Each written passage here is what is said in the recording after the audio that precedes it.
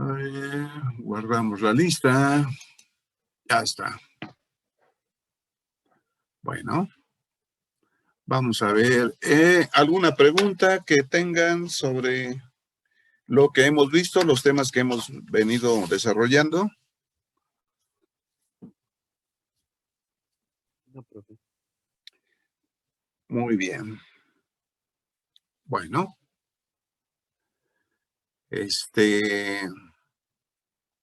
vamos a continuar entonces. Vamos a ver. Muy bien.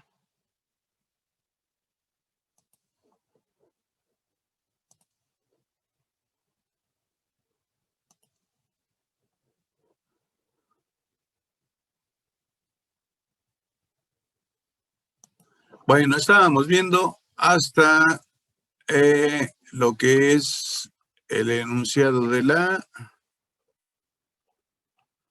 primera ley de la termodinámica.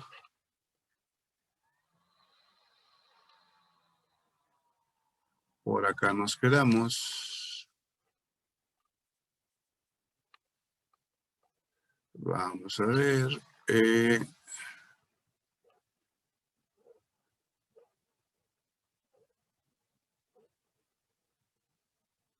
Aquí. Primera ley de la termodinámica y entonces vimos este modelo matemático, delta U, el cambio de energía interna de un sistema, es igual a el calor recibido menos el trabajo realizado. Esta ecuación la vimos.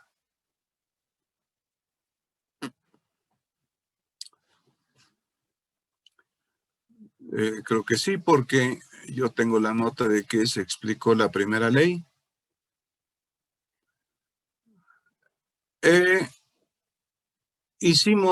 Expliqué este problema, que es el problema 26.1 del Félix Aucayanchi, problemas de física. Este problema, a ver, chéquenlo. Problema 26.1 del Félix Aucayanchi, problemas de física.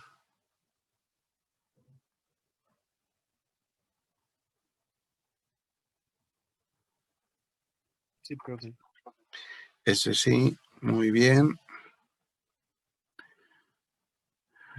Luego, el problema 22.1 del Resnick-Halliday, cuarta edición. Se halla que cierto termómetro de resistencia tiene una resistencia R de 90.35 ohms cuando su bulbo se sumerge en agua. A ver, chequen este problema. No, ese no lo hicimos, profe. No. Muy bien, de aquí vamos a arrancar entonces. Entonces, este es el problema 22.1 del Resnick-Halliday, cuarta edición. El problema se trata de lo siguiente. Está relacionado con los termómetros que se mencionaron acá.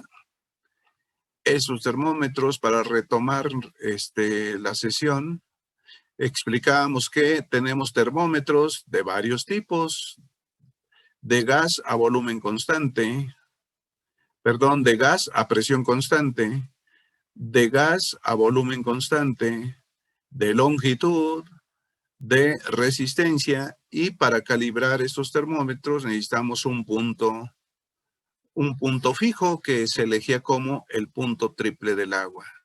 Entonces, todo lo que aparece aquí en el denominador son las medidas de la propiedad termométrica en el punto triple, y después lo que aparece en el numerador son las medidas que hacen de el medio donde queremos medir la temperatura. ¿Verdad?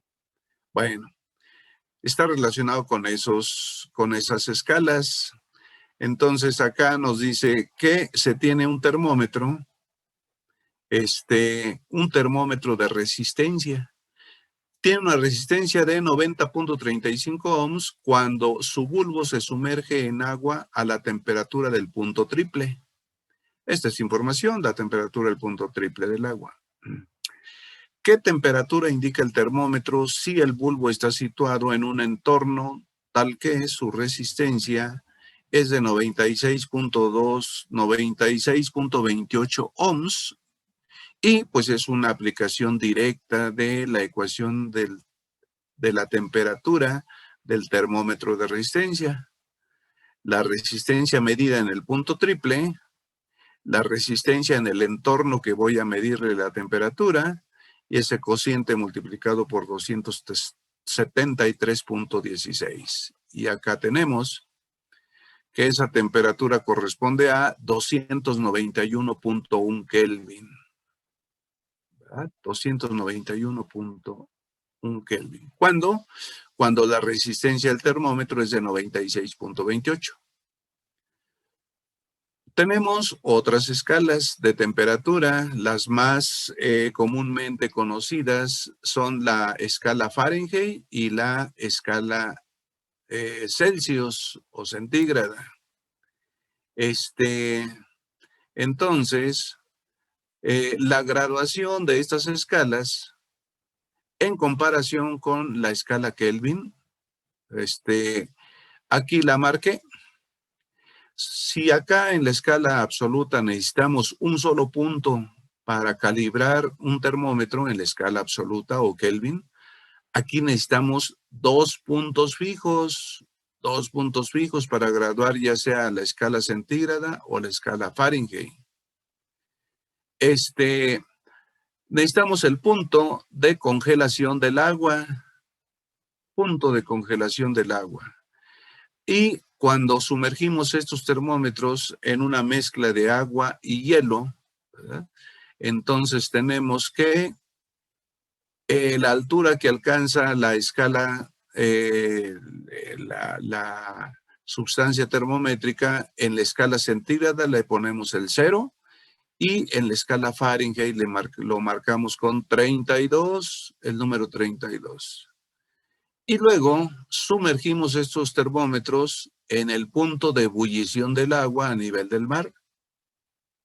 Y acá encontramos que a la altura que alcanza ese termómetro, la sustancia termométrica, le ponemos la marca de 100 en la centígrada y 212 en la Fahrenheit. De modo que la escala centígrada la dividimos en 100 partes, cada parte es 1 grado centígrado, y la escala Fahrenheit la dividimos en 180 partes. 180 partes. Muy bien. Para encontrar la relación entre cualquier par de escalas, podemos hacer una razón de intervalos. Por ejemplo, este ejercicio lleva la intención de que se vea cómo obtuve o cómo se obtiene esta relación. La temperatura Kelvin es igual a 273 más la temperatura centígrada. Esa se obtiene de hacer esta relación de intervalos, ¿verdad? Y esto es válido porque se propone una dependencia lineal entre la variación de la propiedad termométrica con la temperatura. Se propone que la longitud varía linealmente con la temperatura, por eso es válida esa relación de intervalos. Bueno, aquí se procede así. Este intervalo de 373 menos la temperatura Kelvin, ¿verdad? Es a este intervalo 100 menos la temperatura centígrada. Como todo este intervalo, 373 menos 273 es a todo este intervalo, 100 menos 0. Bien, cuando uno resuelve esta razón de intervalos, encuentra uno la relación entre esas dos escalas. Y así podemos encontrar la relación entre otro par de escalas, ¿verdad?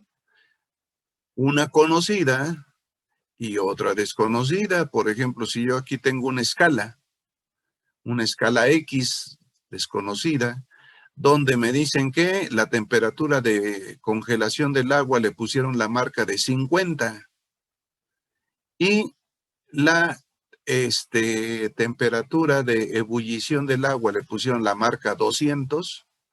Basta con que me digan cuántas divisiones le pusieron aquí. ¿Cuántas divisiones?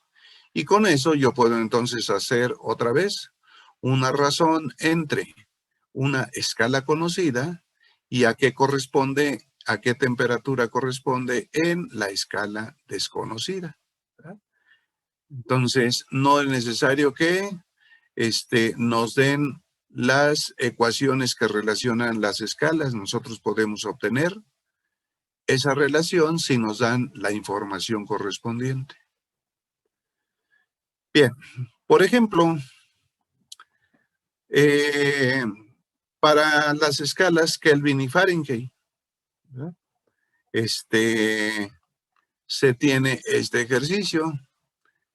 La temperatura de un objeto es de 160 Fahrenheit. En esta escala, la temperatura es de 160 Fahrenheit. ¿A qué temperatura corresponde en la escala Kelvin? Entonces, voy a encontrar la razón entre esta escala y la Kelvin. Entonces, como expliqué, procedemos a hacer razón de intervalos.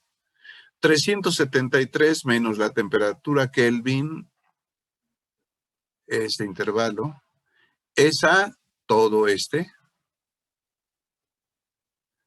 como este intervalo 212 menos la temperatura Fahrenheit es a todo este intervalo.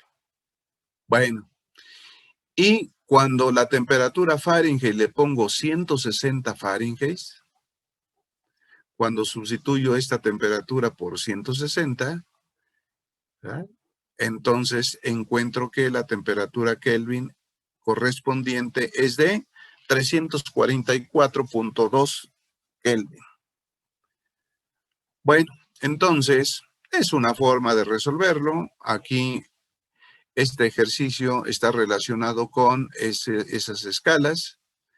En el material que les voy a enviar, completo de todo esto, ¿verdad? Se trata de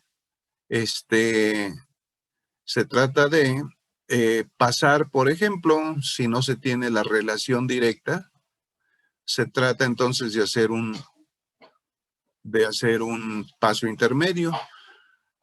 Pasar primero de la temperatura centígrada a la de la temperatura Fahrenheit a la temperatura centígrada.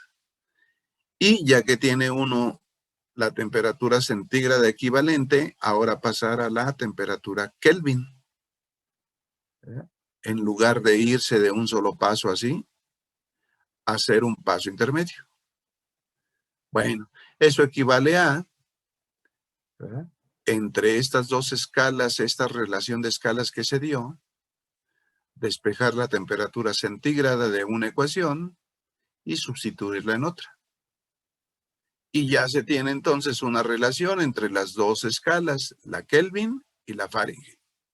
Bueno, si se procede de esa forma, se va a encontrar una temperatura igual a la que encontramos acá, de 344.2.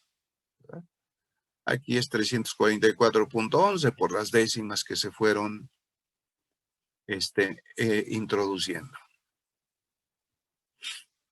Muy bien. Luego tenemos acá un problemita que muestra cómo obtener la dilatación de los cuerpos. Este es el problema 2217. Es capítulo 22, problema 17 del Resnick-Halliday, cuarta edición. Por cierto, es el volumen 1. Volumen 1, aquí me faltó anotarle el volumen. Se trata de lo siguiente: se colocan unas vías de acero para el ferrocarril cuando la temperatura está a menos 5 grados centígrados. Una sección estándar de riel, me dicen que tiene una longitud de 12 metros. A esa temperatura tiene una longitud de 12 metros. Entonces, ¿qué claro o qué espacio se deberá dejarse entre secciones de riel, de modo que no exista una compresión cuando la temperatura suba hasta 42 grados centígrados. La información que me dan es de el coeficiente de dilatación del hierro es de 11 por 10 a la menos 6 grados centígrados a la menos 1. Bueno, se dieron 3 modelos matemáticos para la dilatación lineal, superficial y volumétrica. Aquí vamos a utilizar la dilatación lineal. Entonces, la dilatación lineal es directamente proporcional a la longitud original por el cambio en la temperatura. Entonces, alfa es 11 por 10 a la menos 6. La longitud original de un trozo de esa vía es de 12 metros. Y el cambio en la temperatura pasa de menos 5 grados, temperatura inicial, a 42 grados. Y entonces, cuando hace uno esta operación, resulta esta diferencia de más 47. Entonces, cuando yo multiplico 47 de este paréntesis por lo que tengo acá, me da una dilatación de 6.2 milímetros o 6.2 por 10 a la menos 3 metros. Ese es el claro o espacio que debe uno de dejar entre riel y riel.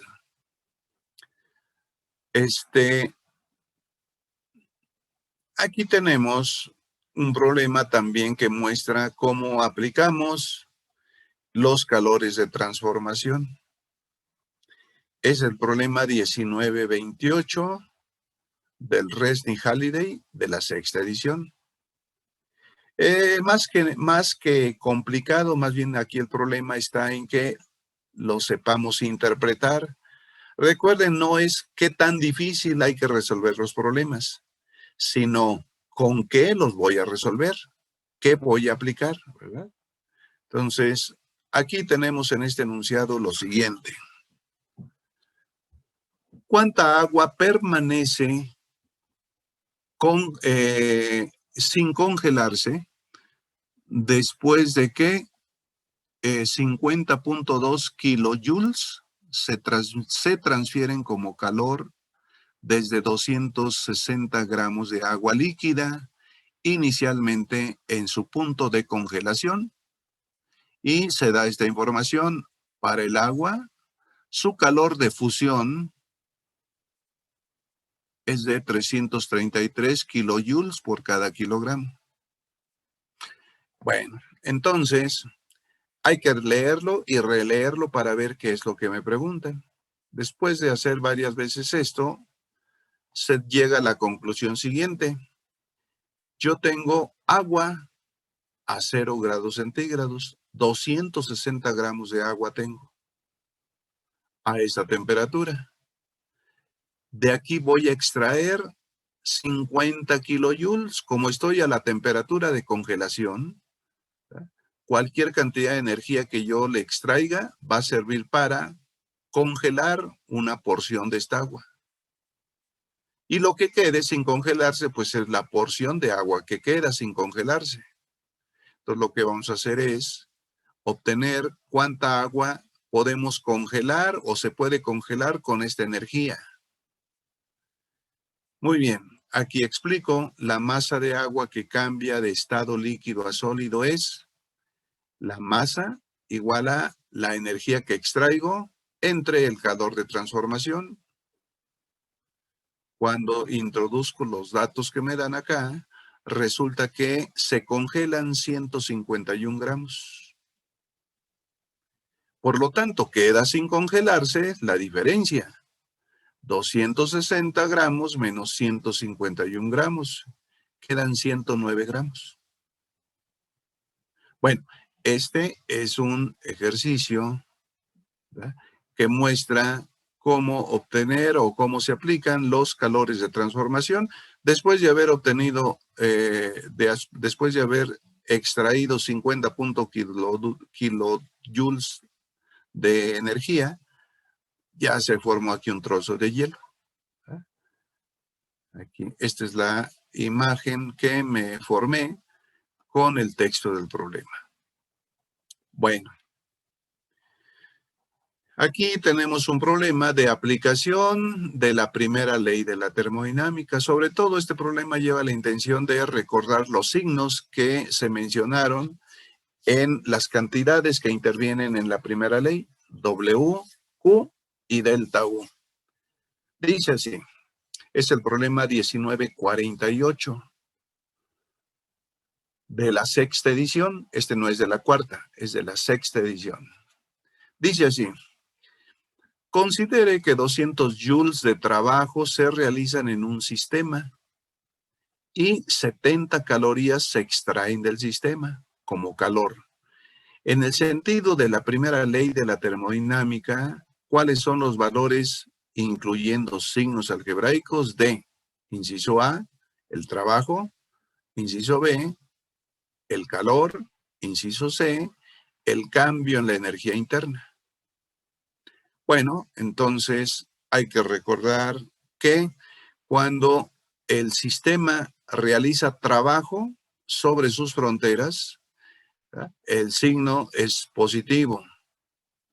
Cuando se extrae energía del sistema, el signo es negativo. Y este cambio lo obtengo al aplicar la ecuación de la primera ley, que aquí la tenemos. Miren, ahí fue donde empecé. Ah, no, esto lo vi la sesión pasada, ¿verdad?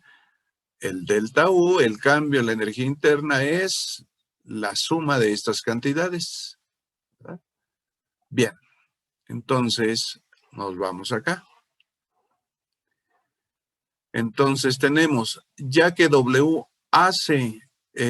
se hace sobre el sistema, W se hace sobre el sistema, a ver, entonces, ojo, no es el sistema el que trabaja, sino que trabajan sobre el sistema. Por esa razón, W es negativo, menos 200 joules. Y ya que se extrae calor, Q, del sistema, Q es negativo. Q es negativo. Claro, para operar con estos 200 joules y estas 70 calorías, necesito llevarlas a un mismo sistema de unidades. Convierto estas 70 calorías en joules. ¿Utilizando qué? El equivalente mecánico del calor que tengo acá, ¿verdad? El equivalente mecánico del calor. Una caloría equivale a 4.18 joules, ¿verdad? Por lo tanto, 70 calorías que tengo que se extrajeron equivale a 293 joules. Bien, lo meto en la primera ley. Q menos 293 joules menos el trabajo menos 200 joules. El cambio en la energía interna resulta ser de menos 93 joules. Hay que recordar que este signo menos, ¿verdad?, se interpreta como una disminución en la energía interna. Bien, hasta ahí terminamos con esta pizarrita explicando lo que es calores de transformación, dilataciones lineales, relación entre escalas de temperatura y la temperatura absoluta Kelvin, ¿verdad? Y la temperatura absoluta Kelvin, los diferentes termómetros. Vamos a ver qué nos dice la segunda ley de la termodinámica. Aquí tenemos, en la segunda ley de la termodinámica, una forma de este enunciado. En este caso, es el enunciado que corresponde a Kelvin Plan. Hubo varias gentes que participaron en la formulación de la segunda ley, pero todas ellas son equivalentes. Esta está relacionada con las máquinas térmicas. Aquí a la derecha tengo un esquema del funcionamiento de una máquina térmica. Una máquina térmica es esto. Una máquina que extrae energía calorífica de una fuente de alta temperatura, la extrae, parte de esa energía la utiliza para realizar un trabajo, eso es lo que dice aquí, realiza trabajo, W, y la parte de esa energía que extrajo se degrada y es depositada, no se utiliza como trabajo, se deposita en un recipiente a una temperatura más baja. Entonces aquí tengo QH, energía extraída de la fuente alta, QL, energía depositada en la fuente de baja temperatura. Este es el esquema de una máquina térmica. ¿Qué hace una máquina térmica? Convertir energía calorífica en trabajo. Y no la convierte al 100%. ¿Verdad? Ese es el enunciado principalmente de la segunda ley de la termodinámica. No se puede construir una de estas máquinas que todo el calor que extraiga de una fuente caliente la convierta al 100% en trabajo. De eso habla toda esta pizarrita, toda esta pizarrita. Bien, vamos a leerla. Dice, toda transferencia cíclica cuyo único resultado final sea el de absorber calor de un cuerpo o fuente térmica a una temperatura dada y convertirla íntegramente en trabajo, es imposible.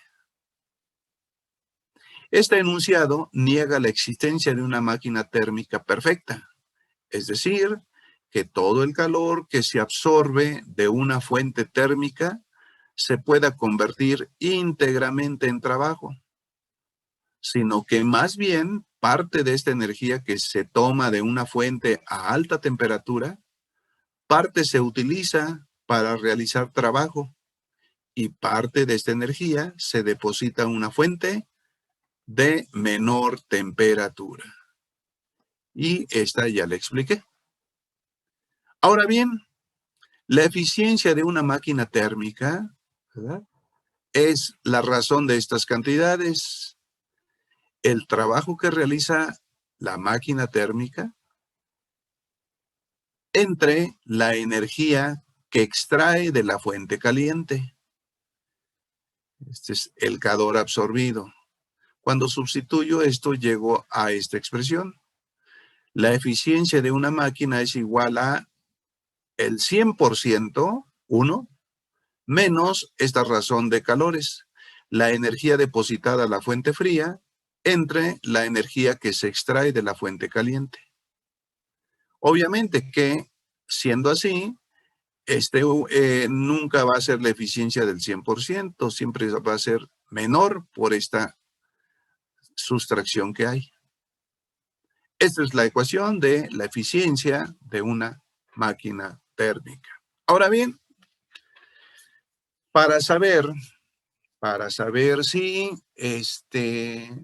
una máquina térmica, ¿verdad?, tiene una buena eficiencia, necesito decir comparada con qué. Se utiliza una máquina térmica ideal de comparación para decir qué tan buena es la eficiencia de una máquina real. Si comparamos la eficiencia de una máquina real contra la eficiencia de una máquina ideal de Carnot, desarrollada por este ingeniero Sadi Carnot, ¿verdad? Entonces podemos decir si la eficiencia que genera una máquina térmica es buena, es regular o mala. Lo que sí es cierto es lo siguiente: esta eficiencia de una máquina térmica, esta eficiencia, jamás va a poder ser mayor que esta eficiencia de la máquina ideal. Esta es la máxima eficiencia que puede obtenerse en una máquina térmica. Todas las demás eficiencias son menores que este valor. Menores que este valor. Y esta máquina diseñada por Sadi Carnot Dice la eficiencia de todas las máquinas reversibles que operen entre las mismas temperaturas es la misma y ninguna máquina que sea irreversible, es decir, una máquina real, que opere entre las mismas temperaturas, nunca una de esas máquinas puede tener una eficiencia mayor que esta máquina ideal, que esta. Esta es la eficiencia de la famosa máquina de Carnot.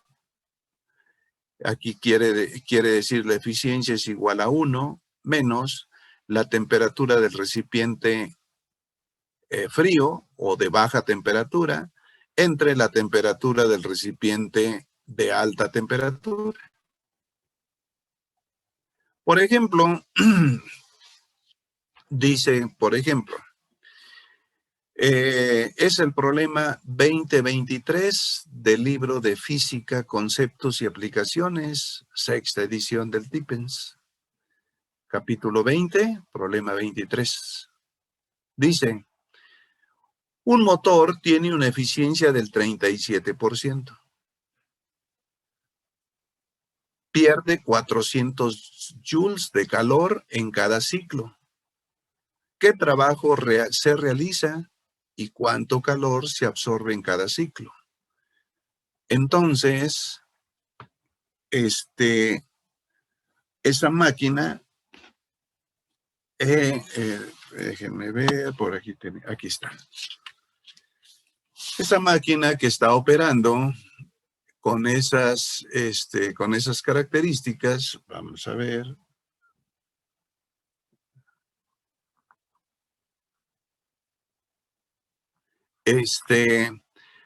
Digamos, inicia en el punto A y se expande. Yo no sé mediante qué proceso se expande. Por cierto, me faltó decir que aquí, en el ciclo de Carnot, una máquina trabaja aquí. Perdón que me regrese aquí un poco para explicar. Si una máquina comienza aquí a operar su ciclo, todas las máquinas trabajan en ciclo, es decir, inician de un estado inicial, después de hacer un proceso sobre esa cíclico, regresa a su estado inicial. Por cierto, la máquina de Carnot, su ciclo está compuesto por 2 procesos isotérmicos, son estas, y 2 procesos adiabáticos. En un proceso isotérmico no cambia la temperatura. En un proceso adiabático no hay intercambio de energía entre la fuente y su medio exterior. Entonces, en esta máquina, en este motor térmico, se tiene inicialmente aquí, digamos, punto inicial, estado inicial del sistema. Y se va a un estado final. Durante esta expansión que tiene la máquina, absorbe energía de la fuente alta. Absorbe energía. Y después regresa, ¿verdad?, mediante otro proceso que no me mencionan, hasta su estado inicial.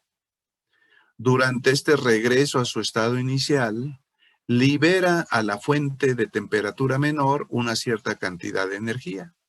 Ahí está. Esas son las cantidades que voy a meter aquí. La energía que se libera a la fuente fría entre la energía que absorbe de la fuente caliente para saber la eficiencia de ese motor. Entonces tenemos aquí lo siguiente. Me dicen que la eficiencia de ese motor es del 37%, o sea, 0.37. Es igual a 1 menos la energía que libera a la fuente fría, 400 joules. ¿Cuánta energía ha tomado de la fuente caliente? La despejo de aquí. Y entonces, después de hacer cuentas, obtengo que ha tomado 675 joules de energía de la fuente caliente, o sea, del recipiente que está a alta temperatura.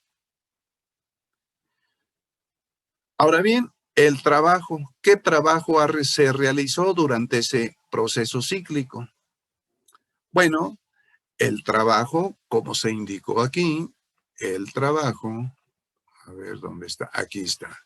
El trabajo realizado por una fuente térmica es la energía que absorbe de la fuente caliente menos la energía que libera a la fuente fría. Entonces, como ya tengo las dos energías, ese trabajo es esta diferencia. La energía tomada de la fuente fría menos la energía liberada. Ha realizado 235 joules de trabajo, el sistema. Muy bien, esa es una explicación somera de lo que es la segunda ley de la termodinámica, la cual en el fondo, aparte de esta explicación que di, ¿verdad? Muchos dicen, ¿verdad? La segunda ley de la termodinámica niega la construcción de una máquina que, operando en un ciclo, ¿verdad?, sea capaz de convertir en 100% la energía que extrae de una fuente caliente en trabajo, ¿verdad? Niega la existencia o niega la construcción de una máquina perfecta. Muy bien, si hay alguna pregunta hasta ahí, adelante. Tenemos parte de la guía. Ya voy en la pregunta, a ver en qué pregunta voy ya. En cuanto la termine, se las voy a enviar también. Yo creo que entre hoy y mañana, ahora sí no se me pasa.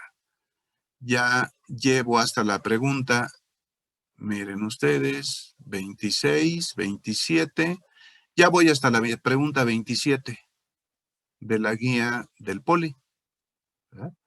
Esta pregunta 27, hasta donde estuve ayer trabajando un ratito, dice, ¿cómo se llama el ángulo que forma una aguja magnética y la horizontal? ¿Verdad? Esto corresponde al tema de magnetismo terrestre. Pues se llama ángulo de inclinación magnética. Ángulo de inclinación magnética, ¿verdad? Y así vienen las respuestas, ¿verdad? Vienen las respuestas. Las escribí a mano porque en la guía les mencionaba, en la guía, a ver si la puedo abrir aquí, les decía que está de una manera muy, muy tenue. A ver, es esta. Vamos a ver.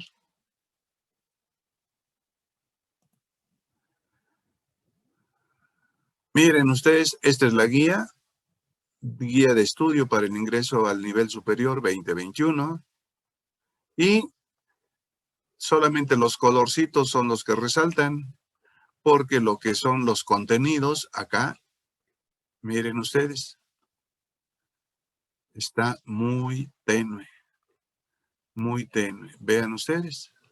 Entonces, sí, yo la fui escribiendo a mano, fue para que se viera mejor las preguntas. Bueno, entonces, las preguntas, algunas de ellas son estas. Por ejemplo, vamos a ver, ¿dónde está esta? La magnitud de este vector, 4i menos 3j, no sé si esta ya la haya contestado en sesiones pasadas. Sí, en una la contestó.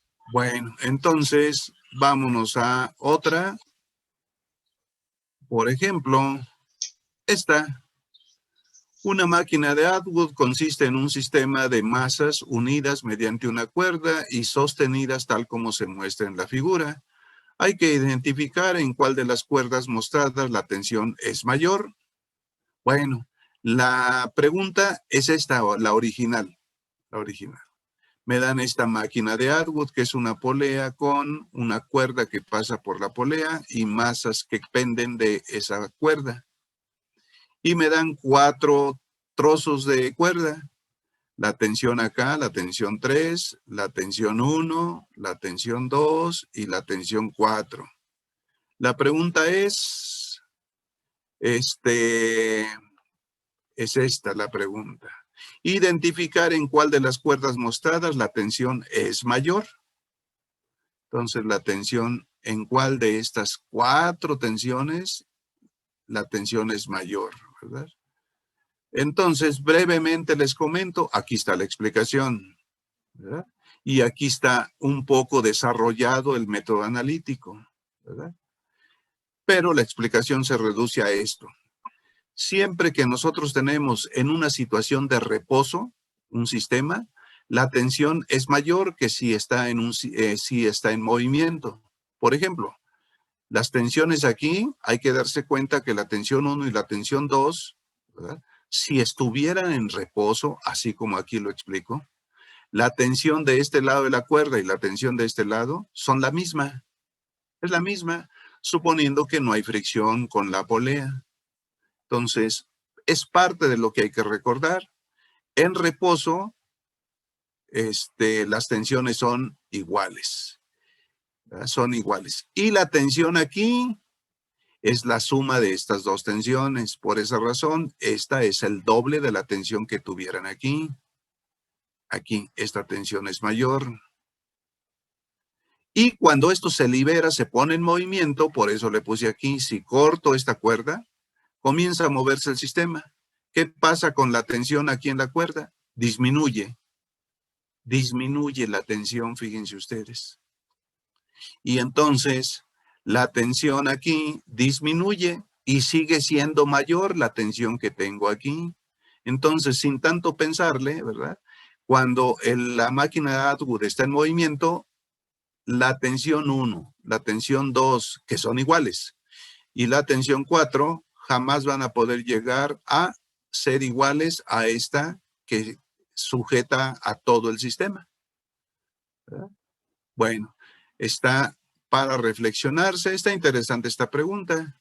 Aquí pongo como conclusión, la tensión en los cuerpos disminuye con el movimiento de los cuerpos y la tensión en la cuerda que sujeta al sistema también disminuye, pero siempre es mayor que la tensión en la cuerda que une los cuerpos.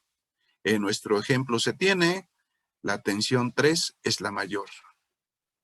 Bueno, por acá vienen preguntas. Esta pregunta está sencilla, ustedes la van a ver. Vamos a ver esta. Esta es del tema de oscilaciones. Un resorte realiza 16 oscilaciones o vibraciones en 44 segundos. Hay que encontrar el periodo y la frecuencia de las vibraciones.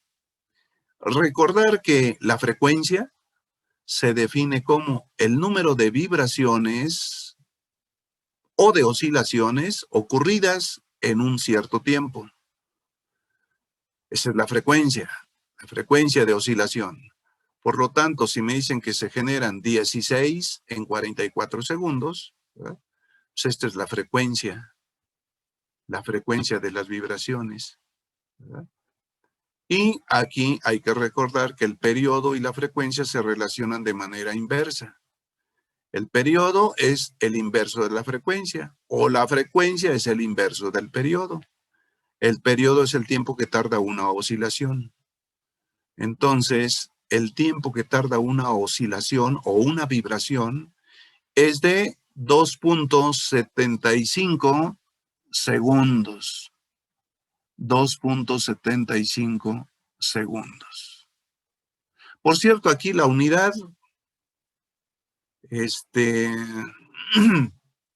la unidad de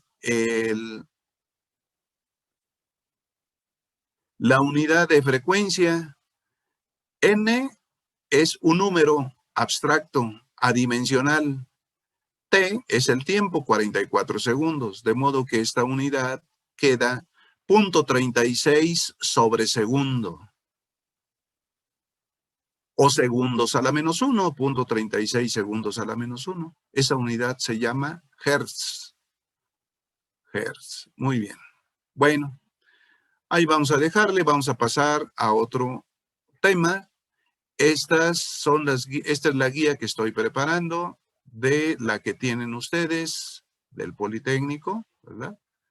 Y que se las voy a enviar. Aquí tengo hasta la pregunta 13, pero acá ya tengo hasta la pregunta 27, continuación. ¿Verdad? Ahí voy. Por cierto, la última pregunta fue esta. Calcular la velocidad de las ondas sonoras en el aire a partir de este modelito matemático que me dan. ¿Verdad?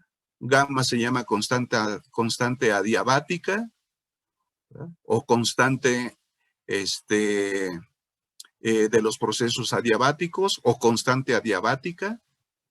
R es la constante universal de los gases, T es la temperatura absoluta y M es la masa molecular. Entonces, si me dan todo en el problema, fíjense, me dan todo en el problema. Pues creo que aquí nada más lo que quieren es ver si yo sé sustituir. ¿Verdad? Me dan todo. Para el aire, por cierto, esta la copié porque la pregunta 26 en mi guía, no sé en las de ustedes, no se alcanza a ver este dato. Este dato no se alcanza a ver. La constante adiabática es de 1.4 para el caso del aire. Considerando ese valor, se encuentra que la velocidad del sonido en el aire es del orden de 340, 341 metros por segundo. Bueno, ahí vamos. Vamos a ahora abrir otras pizarritas. Vamos a ver. ¿Hasta aquí alguna pregunta que me quieran hacer? Profesor, ¿en esta fórmula qué es R? ¿Mandé? La de la velocidad de la onda. Sí, esta. Ajá. Sí, ¿qué me decía de esta? ¿Qué es R? ¿Qué es R? Ajá. Es la constante universal de los gases. Es la que usan en química en la ecuación de los gases ideales. PV igual a nRT. N es el número de moles. S es la constante universal de los gases. T es la temperatura y su valor está aquí en el sistema internacional. Vale 8.31 joules sobre mol Kelvin. Constante universal de los gases. Ok, gracias, profesor. ¿Vale? Bueno, muy bien. Vamos a ver otra pizarrita. Por acá las tengo. Y ahora vámonos con el tema de... Aquí está.